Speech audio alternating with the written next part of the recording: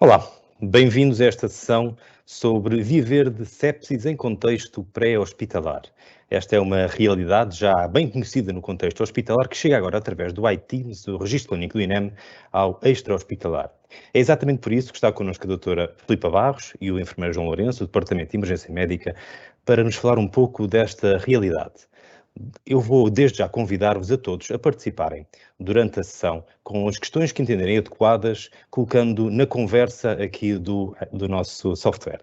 Muito bem, doutora Filipa, bem-vinda, boa tarde. Força, tem a palavra. Olá a todos. No fundo, eu venho-vos falar aqui um bocadinho sobre a via verde de sepsis no pré-hospitalar. Vou partilhar aqui o meu ecrã.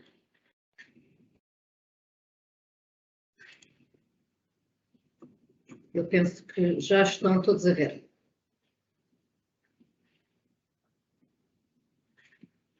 Ok. Portanto, no fundo, esta nossa iniciativa da via verde de sepsis no INEM é algo que está muito associado com o projeto do ITIMS e que depois falaremos também um pouco mais à frente. Na prática, aquilo que eu vos queria aqui hoje falar era, de certa forma, falarmos um bocadinho sobre a via verde sepsis e a sepsis em si em Portugal, qual é o papel do pré-hospitalar na via verde sepsis e esta utilização da ferramenta ITIMS no âmbito da sepsis. O processo assistencial da sepsis no INEM foi criado muito recentemente e tem uma estrutura que tem, no fundo, um âmbito nacional e também tem um âmbito regional, ou seja, temos aqui interlocutores regionais para que seja mais fácil e seja mais próximo dos diferentes operacionais nas diferentes regiões, serem colocadas as questões e, no fundo, haver um acompanhamento de todo este processo. Falando de sepsis, a sepsis já o CDC caracterizou com valores muito elevados, tanto de incidência como de mortalidade, e portanto nós temos aqui em cima valores que se referem à população americana, e em Portugal os dados que temos são da DGS de 2016 e falam deste 22% das causas de internamento em si serem por sepsis, falam nesta mortalidade global hospitalar de 38%, estamos a falar aqui de uma mortalidade que é, em termos hospitalares, 3 vezes superior à mortalidade do AVC, e falam de uma mortalidade que, no caso de choque séptico, pode ser superior a 50%. Trago-vos aqui também uma notícia que surgiu nos jornais em 2019, de um ator conhecido que, no fundo, teve um processo de infecção e que veio para as notícias como uma sepsis. No fundo, para dizer que esta problemática tem vindo a ser abordada e começa a ser cada vez mais conhecida de todos nós. No fundo, o que é a sepsis? A sepsis é a resposta do organismo à infecção. E esta infecção pode colocar em risco a pessoa se não tiver um tratamento em tempo adequado. Leva à lesão de tecidos, pode evoluir para uma falência de órgãos e chegar mesmo a causar a morte. E o que é que causa a sepsis? Qualquer micro-organismo pode causar uma infecção e qualquer infecção pode evoluir para sepsis. Quem está em risco? Qualquer um de nós pode ter uma infecção, qualquer infecção pode evoluir para sepsis, no entanto, há efetivamente grupos que têm um risco acrescido de infecção e, consequentemente, também de sepsis. Estamos a falar dos adultos com mais de 65 anos, estamos a falar de doentes com doenças crónicas, de doentes com patologia imunitária e crianças pequeninas. Como as imagens falam melhor do que qualquer palavra, eu trago-vos aqui um vídeo do CDC que, no fundo, diz que qualquer organismo, qualquer micro-organismo ao entrar no nosso organismo pode causar uma infecção. Esta infecção pode acontecer ou na pele, ou pode ocorrer nos pulmões, no trato urinário, ou mesmo em qualquer outro sistema do organismo. O que acontece é que há uma disseminação desta infecção, há uma resposta sistémica à infecção e surge então a sepsis. Estes conceitos globais aparecem definidos pelo CDC e chega-se também aqui a uma definição. No fundo, sepsis é uma disfunção orgânica grave causada pela resposta excessiva do nosso organismo a um agente infectante. O que é que se espera ou quais são os sintomas que uma sepsis pode causar? E, no fundo, pode aparecer apenas um destes, pode aparecer combinação de vários destes sintomas, pode surgir confusão ou desorientação, pode surgir uma falta de ar, um aumento da frequência cardíaca, pode aparecer febre ou sensação de frio, uma dor localizada intensa, ou a pele pode estar efetivamente muito suada. Um ou mais do que um destes fatores poderão ser alertas para pensarmos que um doente com uma infecção poderá estar a evoluir para uma sepsis. No fundo, a sepsis já foi identificado como um problema de saúde pública. E é um problema de saúde pública não só pela sua elevada mortalidade, mas pelos custos económicos elevadíssimos pelo tratamento destes doentes em unidades de cuidados intensivos e depois pelos custos que estão associados às sequelas que estes doentes acabam por ter ao longo dos anos após o evento. A DGS, em 2016, tem já uma norma que fala sobre a via verde de sepsis no adulto. Ela foi atualizada em 2017 e está implementada de forma um bocadinho assíncrona nos nossos hospitais. Uns implementaram já intra-hospitalarmente, outros ainda não têm este conceito a funcionar nas suas urgências. Mas a verdade é que há aqui um papel do pré-hospitalar também nesta identificação da sepsis. Eu vou-vos passar uma parte de um vídeo do CDC em que peço desculpa por estar em inglês, mas acho que as imagens, mais uma vez, explicam facilmente aquilo que eu estou a dizer. Act fast. Get medical care immediately if you suspect sepsis or have an infection that's not getting better or is getting worse. Always remember, sepsis is a medical emergency. Time matters. If you or your loved one suspect sepsis or has an infection that's not getting better or is getting worse, ask your doctor or nurse. Could this infection be leading to sepsis?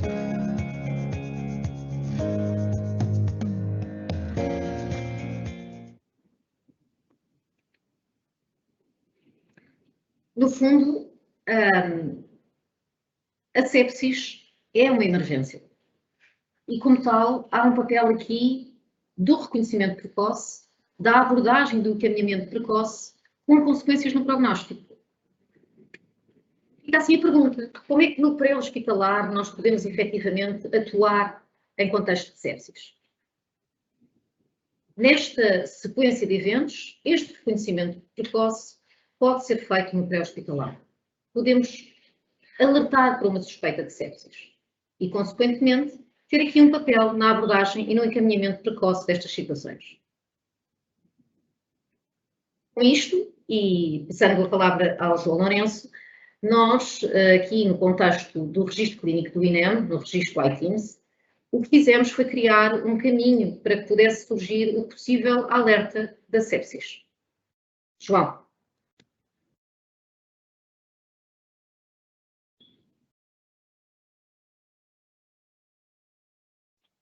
Boa tarde.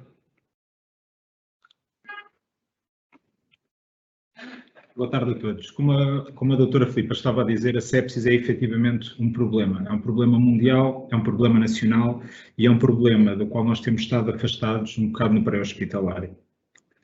A partir do momento em que a Direção-Geral de Saúde começa a criar critérios que podem ser usados no pré-hospitalar, transforma-se também, efetivamente, mais do que um problema dos nossos doentes, numa obrigação para o INEM e para todos os operacionais, quer sejam do Instituto, quer sejam parceiros, responder a esta necessidade e a esta emergência nacional. Qual é que é o papel dos operacionais?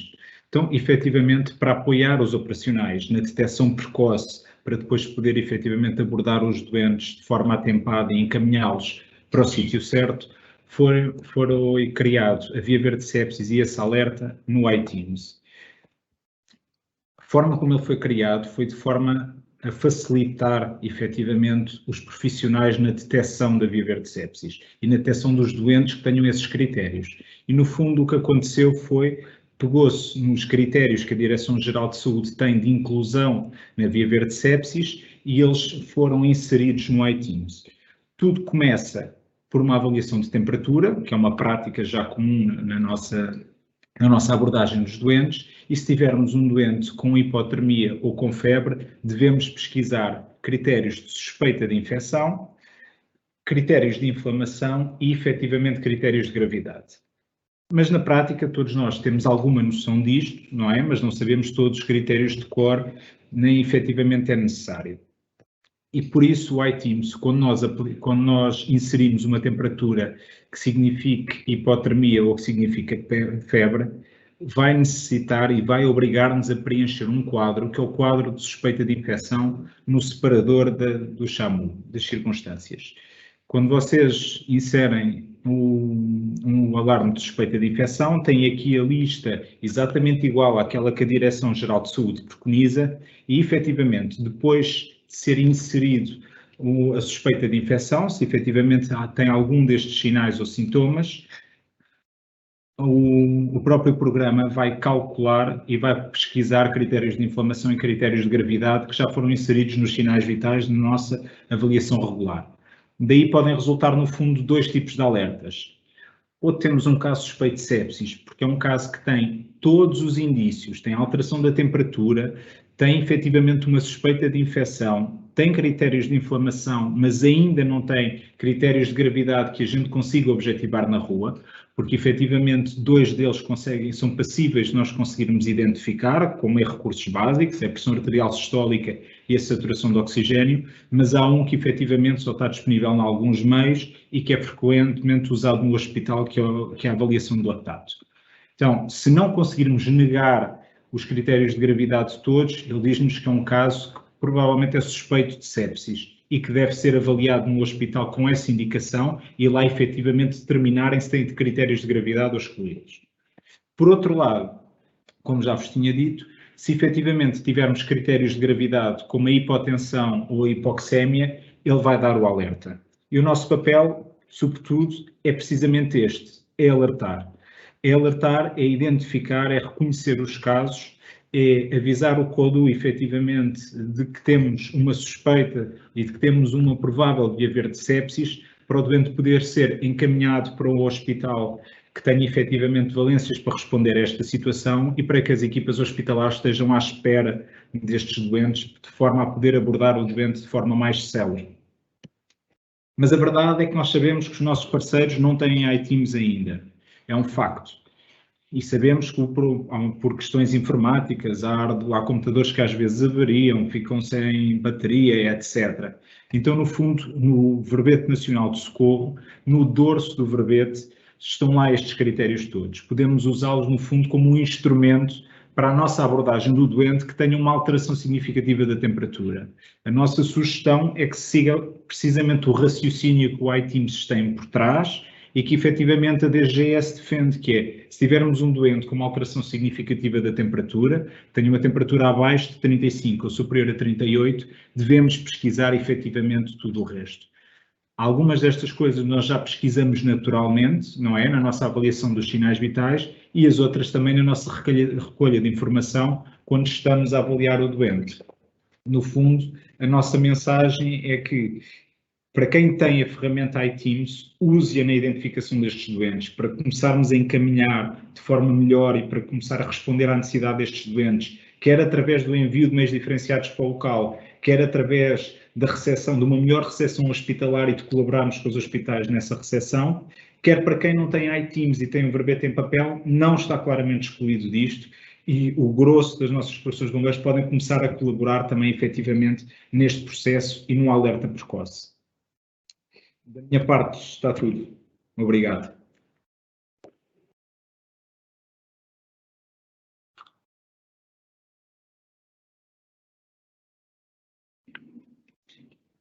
Muito bem. Eu vou colocar algumas questões que eu julgo que acabam por ser espontâneas naquilo que foi a exposição que fizeram, quer a doutora Filipa, quer o enfermeiro João.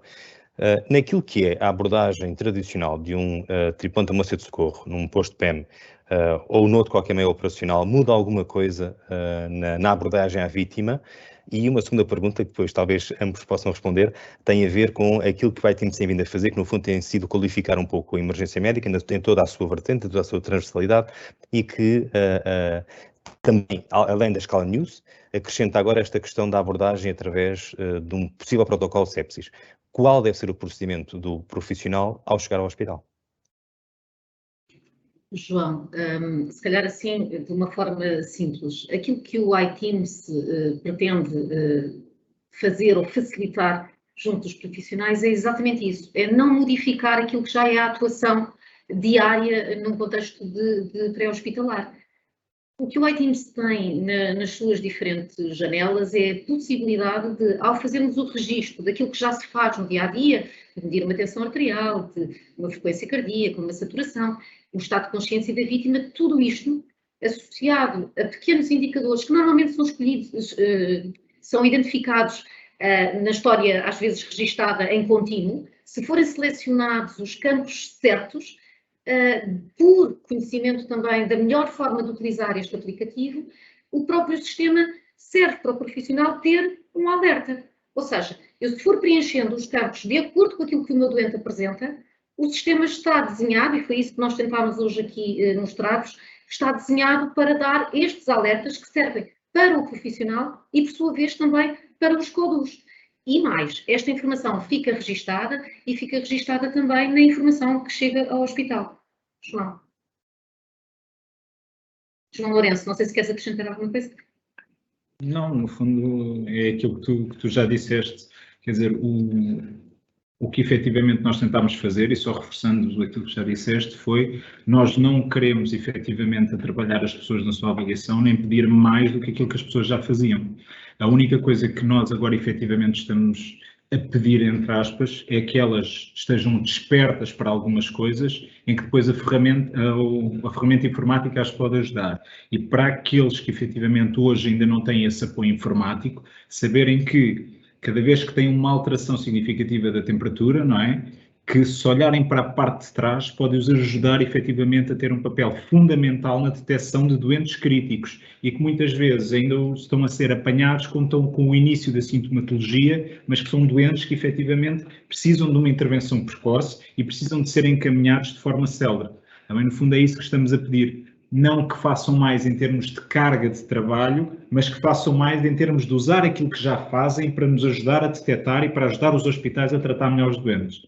Deixem-me, se calhar, acrescentar aqui algo que é importante e que não pode ser desmoralizador ou desmotivador, que é, efetivamente, a sepsis já existe como via verde na DGS desde 2016, 2017. Mas no intra-hospitalar não há uma transversalidade da utilização disto. O que é que eu quero dizer? Quer dizer que nem todos os hospitais têm as suas vias verdes sepsis a funcionar de uma forma muito estruturada ou articulada.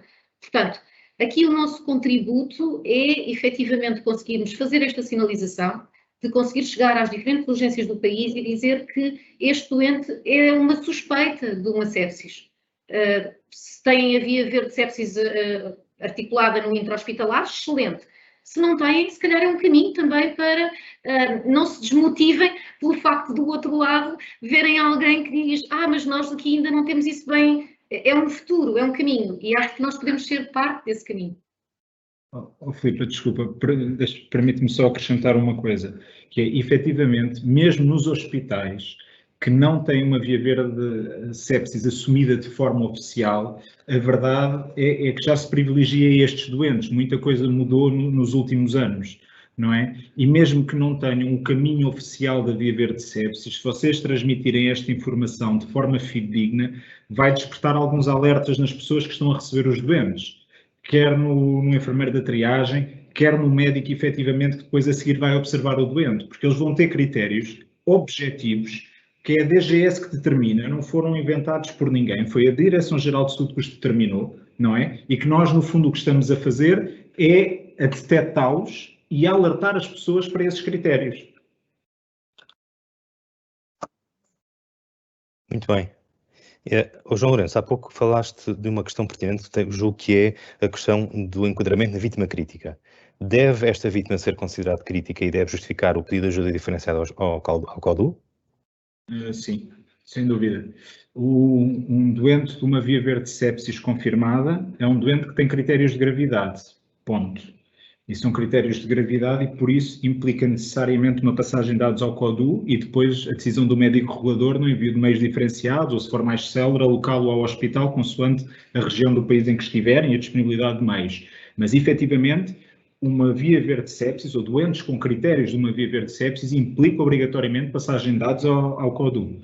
Está bem? O médico regulador tem a obrigação de saber, obrigação no sentido de conseguir saber e de conseguir obter essa informação para poder regular melhor o sistema e encaminhar melhor o doente. Está bem? Quer através do envio de meios diferenciados, quer através, efetivamente, do aconselhamento e da preparação, no fundo, hospitalar desse doente.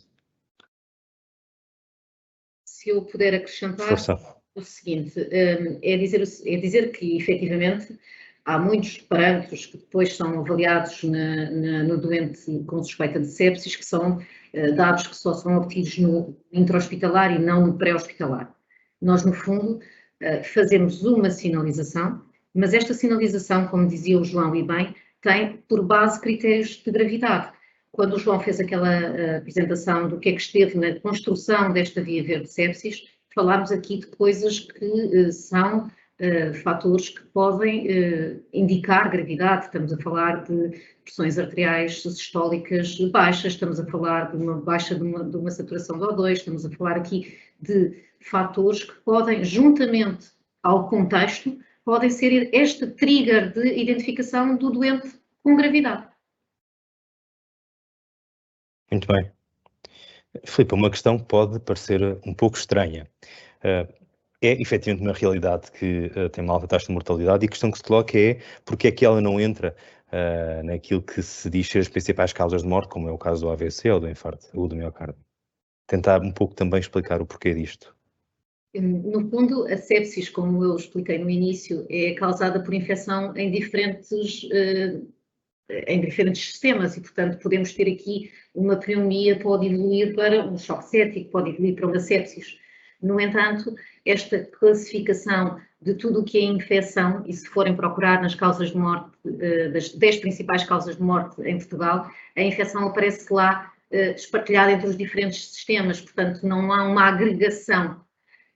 Aqui, a verdade é que quando nós falamos em AVC, temos aqui todo um processo muito mais ligado a questões sequelares e muitas das vítimas têm efetivamente uma franca diminuição da qualidade de vida e quando estamos a falar em sepsis, estamos a falar de uma evolução de uma sepsis para um choque séptico com uma taxa de mortalidade altíssima, sim, essa associada às admissões em cuidados intensivos. Respondi. Sim, claro. Muito bem, nós temos aqui, João, há pouco falavas de uma realidade ainda muito nacional, que é o software não está disponível junto de todos, ou da maioria, vamos ser assim, dos meios operacionais. E existe efetivamente no verso, então, essa escala que permite fazer, portanto, criar as variáveis certas, encontrar as variáveis certas para definir a possível via verde de sepsis. De uma forma resumida e objetiva, que aspectos é que devem ser tidos em conta, que variáveis são fulcrais que devem gerar alerta? Ok. Acho que a primeira de todas, e é aquela que é mais fundamental, porque é aquela que no fundo vai desencadear todo o processo de suspeição para a via verde de sepsis, é a avaliação de temperatura.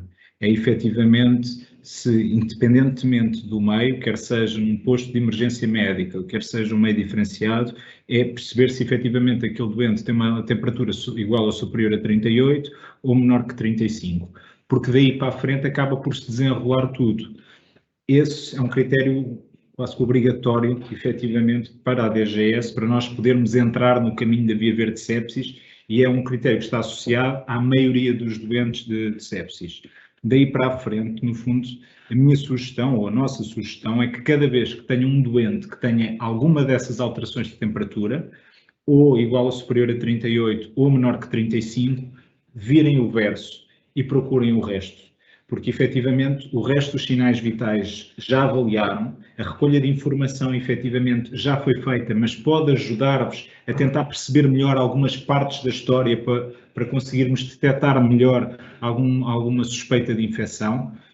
E depois, no fundo, é fazer o somatório daqueles itens, sabendo que temos de ter pelo menos um de cada um deles para poder considerar uma via verde de sepsis no pré-hospitalar. Está bem? No fundo, depois a discussão com o CODU também é importante nisto. Efetivamente, ter um médico regulador que depois vai receber essa informação e que lhe vai poder, efetivamente, dar capacidade com essa informação para poder decidir como é que vai querer gerir esse doente. Ao passo que se ele não tiver essa informação, ele não vai conseguir tomar uma decisão para vos ajudar a vocês que estão na rua, a mim que também faço rua, e para ajudar o doente no melhor encaminhamento possível ou até no envio de apoio diferenciado. Tá bem? Tudo começa, efetivamente, por uma avaliação normal do doente e pela detecção das alterações de temperatura. Se tiverem alterações de temperatura, virem a folha e sigam aqueles passos. Vai-vos ajudar não só a detectar, mas efetivamente até questionar algumas aspectos que se calhar podiam ter sido descurados relativamente à suspeição de infecção.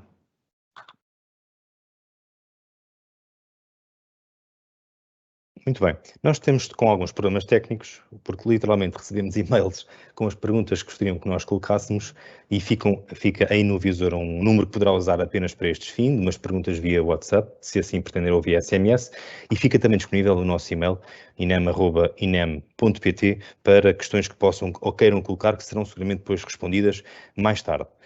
Filipe, entrando já numa reta final desta apresentação, ponto-chave que queiras deixar aqui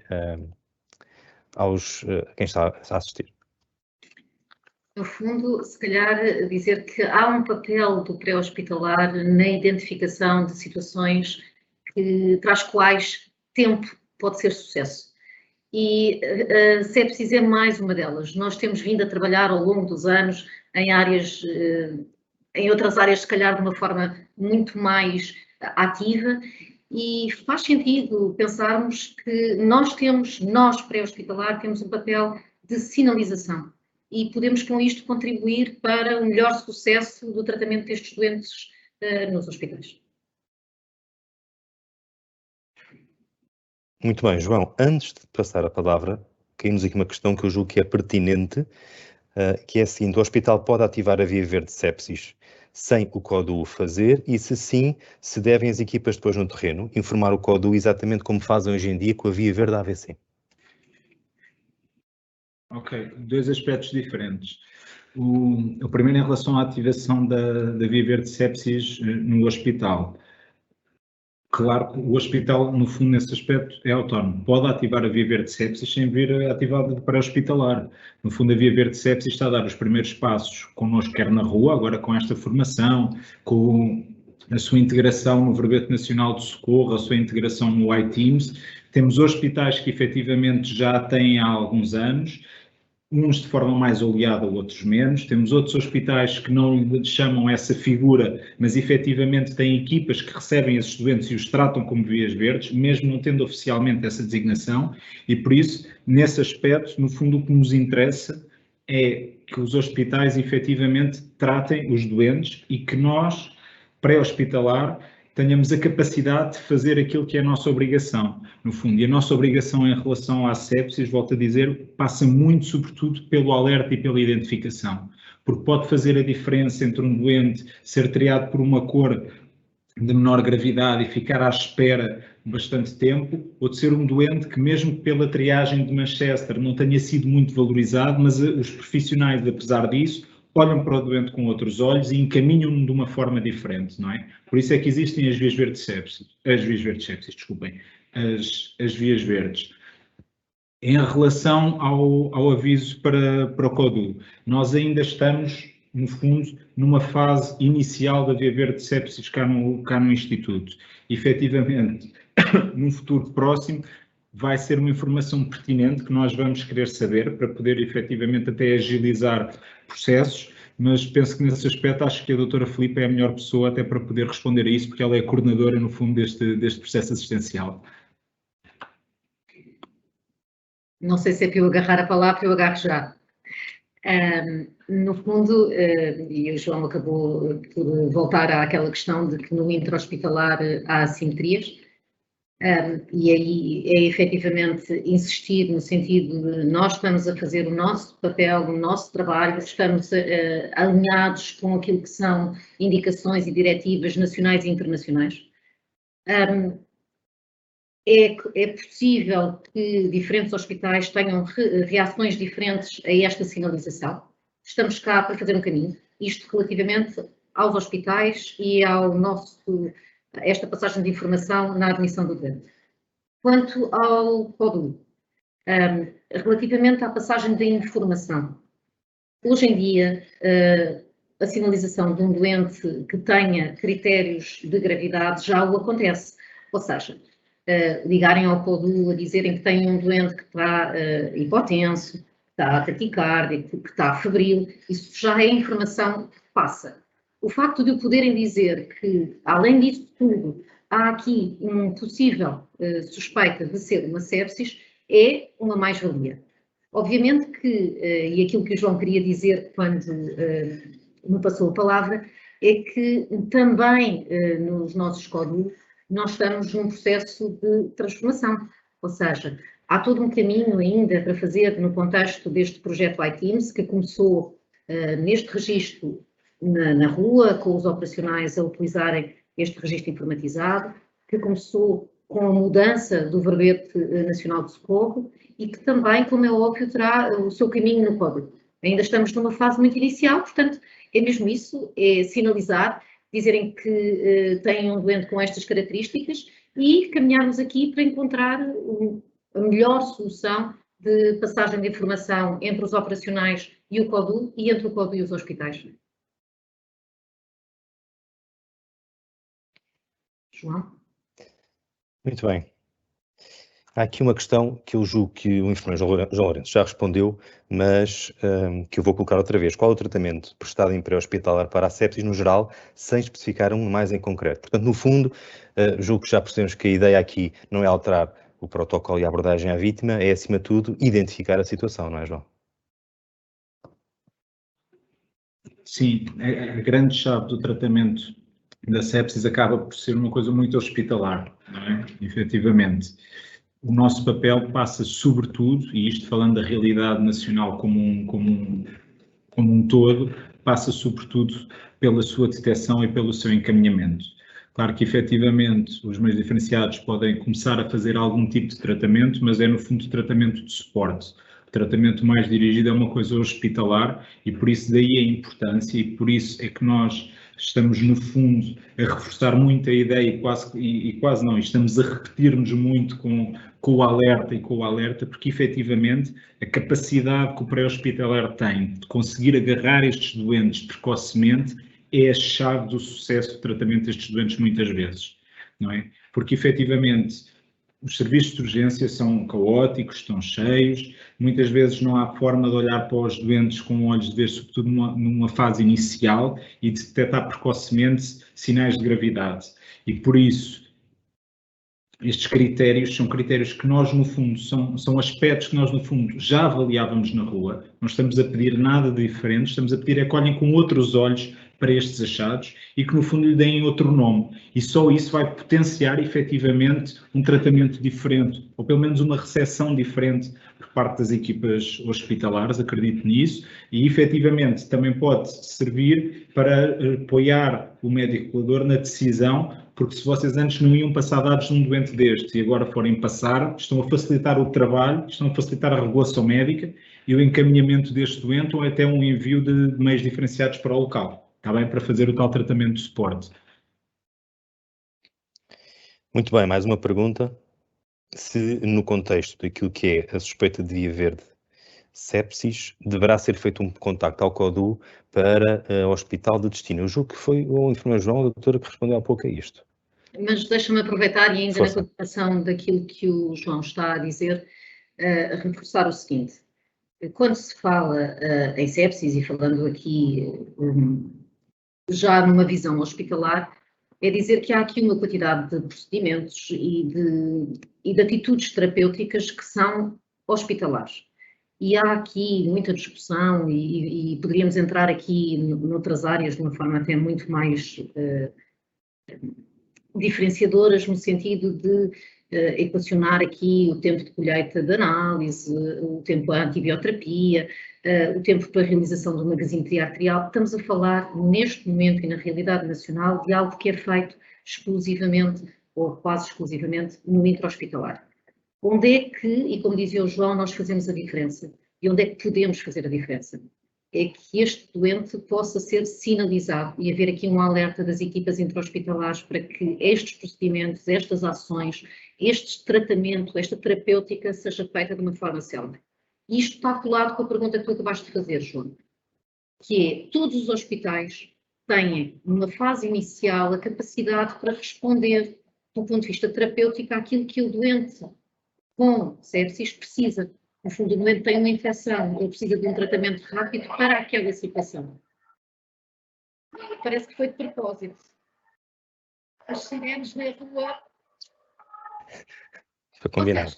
Toca a sirene, chegam depressa, levam o doente rapidamente para o hospital e, no fundo, a ideia é esta. Quanto aos CODUs, no fundo, há aqui uma sinalização de um hospital que é um hospital de referência. Não existe um hospital especial que tenha a via verde de sepsis e para onde o doente deva ser redirecionado. O intra-hospitalar tem esta capacidade. Aqui a questão é mesmo de encontrarmos um caminho de sinalização, seja pelos profissionais na rua, seja via também informação ao CODU. Acho que nesta fase tudo é possível, é mesmo trabalharmos para que a informação chegue com o doente ao hospital. Muito bem, obrigado. João, há pouco a doutora Filipa já teve a palavra. Doutor, não sei, agora sim, para terminar, fechando já este espaço dedicado às perguntas, então um breve encerramento. Filipa, doutora Filipa, força. Primeiro. Eu já achava que já tinha dito tudo, até porque eu falo tanto. Mas no fundo é isto, contamos convosco para sinalizar melhor esta situação da sepsis, no fundo como uma mais-valia ao trabalho que já está a ser efetuado. João. No fundo, foi isso que já disseste, que acho que efetivamente o papel mais importante do INEM é feito dos operacionais que andam na rua, quer visto uma farda branca, quer visto uma outra farda diferente. E isso são os operacionais que fazem a diferença, são os operacionais que colaboram com os doentes, que ajudam a detectar os doentes críticos e que ajudam a que eles sejam tratados de forma mais célere, quer na rua, quer no hospital.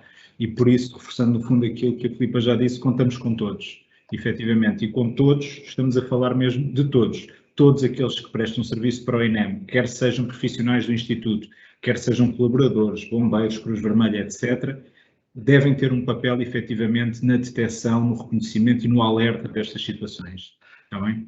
Obrigado. Obrigada. Muito bem.